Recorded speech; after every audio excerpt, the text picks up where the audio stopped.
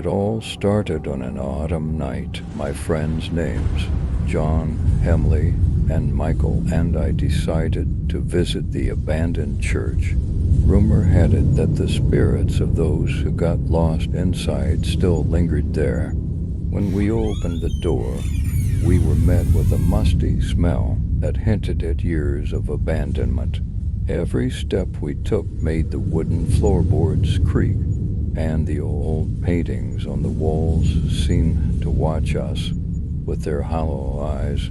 Emily turned on her phone's flashlight to try and light the way, but the beam was weak and the darkness seemed to swallow everything. As we ventured further inside, we saw pews that had fallen into disrepair and crumbling wall decorations, all ravaged by time and nature.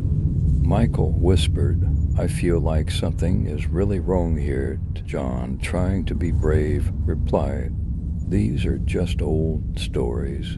Don't be scared." After a while, Emily found an old diary lying on the floor in the back of the church. Its cover was worn and its pages yellowed, as if it had been there for years. Emily opened the diary and began to read aloud. November 17th, 1892. I believe there is a curse on this church. At midnight, I hear strange noises and see figures moving in the shadows. ... Single quotes.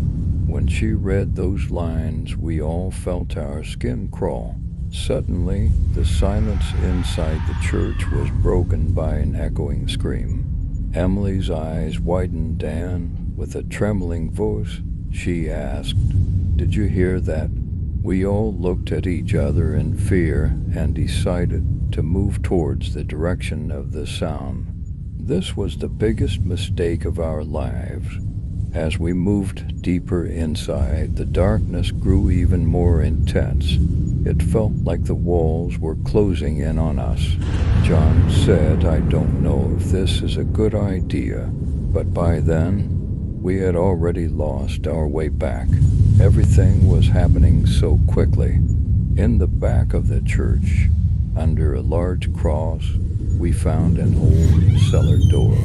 The door creaked open on rusty hinges. As we descended, we found ourselves in a narrow, damp corridor.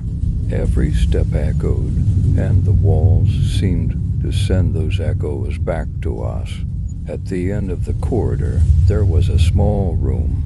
In the center of the room was an old table with broken candles on it. Scattered around the table were books and notes, indicating that something had been researched here. John reached for a book on the table and opened it. The book contained notes written by the church's former priest. "This church is cursed. Every night spirits disturb my peace. If anyone reads these notes, leave immediately ... Single quotes." As we read these notes, the room's temperature dropped suddenly. Our breaths became visible in the cold air, and the chill penetrated to our very bones. Suddenly, we heard a whispering sound coming from the darkness. The whispers grew louder and seemed to be coming from all around us.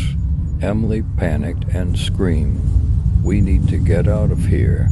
We all ran back upstairs and slammed the cellar door shut behind us. As we stepped out of the church and into the fresh air, we took deep breaths. But the experience had deeply shaken us. We vowed never to return to that church. When we returned to town, we understood just how real the curse everyone had warned us about was. This story proved that the curse of the church was not just a legend, and that something truly was there. So be careful in such places, and don't try to uncover the secrets of the darkness.